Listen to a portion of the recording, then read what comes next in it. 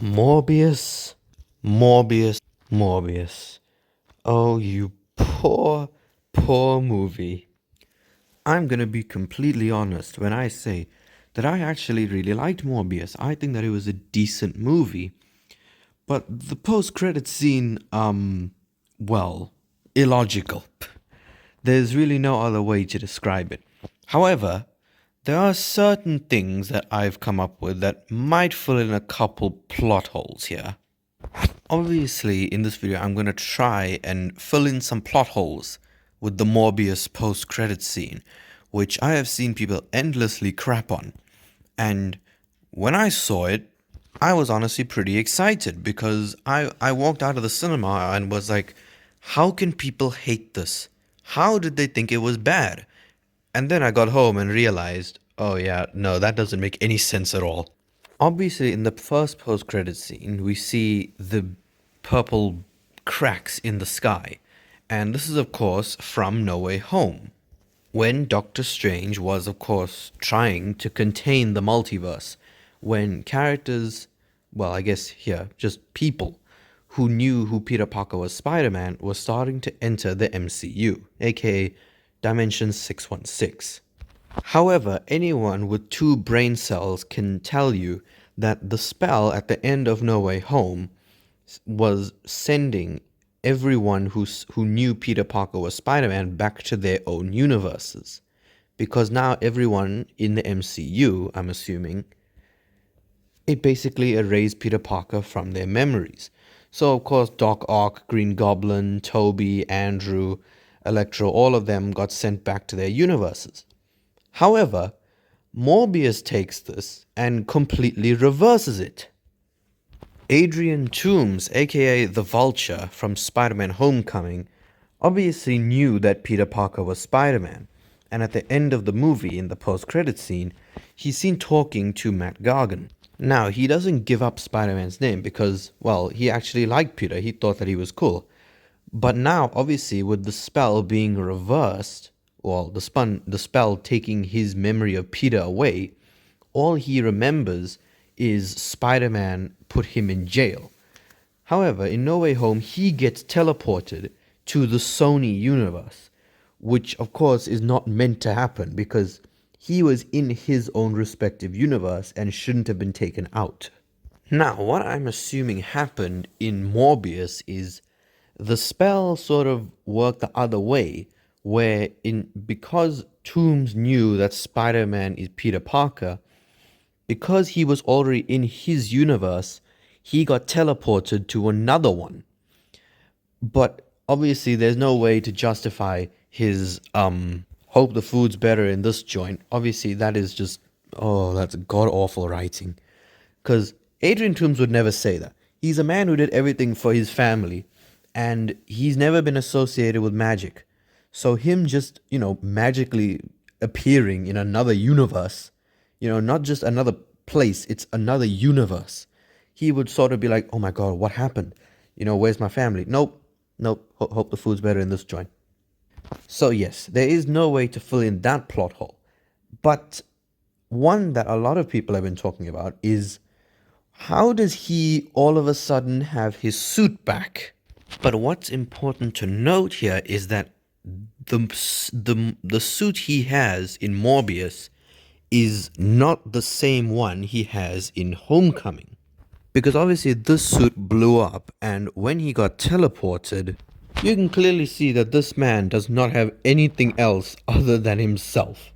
But the main giveaway that this isn't his same suit is that the one from Spider-Man Homecoming has a very flat mouthpiece, whereas the one in the Morbius post-credit scene has sort of a almost like a beak look to it.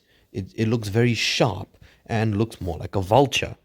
Plus, remember, even though this man didn't build the suit entirely himself in Homecoming, he's still an engineer, and he knows how these things work. So him making his own suit once he got to the universe isn't exactly that far-fetched. Because remember, there is indeed a time skip between the first post-credit scene of Morbius and the second one when he actually meets Vulture. So this is really the only logical explanation of how he gets his suit back, is that in that time he managed to make the closest replica to his original suit as he could. Now onto the second plot hole is, why does Morbius want to fight Spider-Man? Well, people have sort of taken this the wrong way. So, Vulture shows up and he just starts sweet talking Morbius. And by sweet talking, I mean he literally just says, I've been reading about you. So to fix this, let me just listen to what Vulture tells Morbius. I'm still figuring this place out, but I think a bunch of guys like us should team up. Could do some good. Also, just a little side note, probably the reason why he says has to do with Spider-Man, I think, is probably because Spider-Man is the only hero that he's sort of been associated with. You know, no one has ever said, something about Iron Man or Cap or Thor. Obviously not, right? He's only met and fought Spider-Man. So him saying has to do with Spider-Man, I think, isn't exactly unbelievable. But the most important thing is what he tells Morbius. He tells him a bunch of guys like us could team up and do some good. So he's sort of brainwashing Dr. Michael Morbius here, because I don't think Morbius knows that he hates Spider-Man. You know, he doesn't know Vulture. He doesn't know Vulture hates Spider-Man. So he actually believes him when he says we could do some good. That's why he says intriguing. Really, I only did this because these ideas were just burning in my mind, and I don't know, I just felt like there were logical explanations to mistakes in Morbius.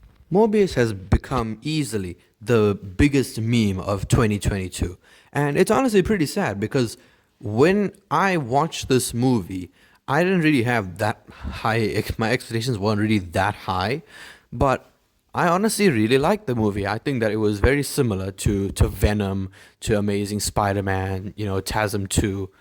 I don't know, I just really, really liked it. And obviously it's nowhere near the best movie ever, but it's definitely not bad. And it's one of those movies where it depends on what the viewer is into. You know, if they are sort of into more comedic films like the MCU, then they won't really enjoy this movie. But I just thought that it was great, and I really just want to deal with the post-credit scenes here, because Morbius has gotten so many memes about it, and Sony is so unbelievably stupid that they actually thought the fans loved the film, and now they are releasing it back into cinemas for over 1,000 theaters across the world. How dense can you be? And you'd think Sony would want to redeem themselves after how people have treated Morbius, but no, they decide, let's just go and make this El Muerto movie, which no one cares, man. Give us Amazing Spider-Man 3. Of course, I do wish that people were, fairer towards Morbius and just treated it as a movie, not as a meme. And I've gotten so sick of seeing hashtag Morbius sweep, more $1 billion. Oh, it's the movie of all time. Like, guys, you have nothing better to do with your lives? Seriously. But ultimately, Sony is to fault here. There are certain things that Morbius could have done, like, actually have logical post-credit scenes, that could have made it a good movie. For most people anyway, because I already see it as a good film.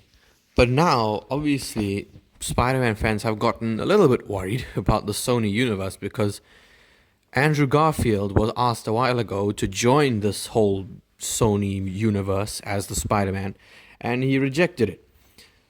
However, remember that this man is the werewolf, so we may see him again. I really hope we do, and either for Amazing Spider-Man 3 or a cameo in Venom 3, I'll be really excited. At least the Morbius post-credit scene did do something correctly, and it set the foundation for a Sinister Six. Because we have like half the members now. We have Vulture, Morbius, possibly Venom, depending on what happens in Venom 3. Kraven the Hunter, which will be coming out in Jan next year. And God knows if they're even going to use this Al Muerto person. Because I don't think fans are going to really like that. But that was just me trying to fill in some of the plot holes of the Morbius post-credit scene. And I hope that at least some of it made sense to you. So thanks for watching.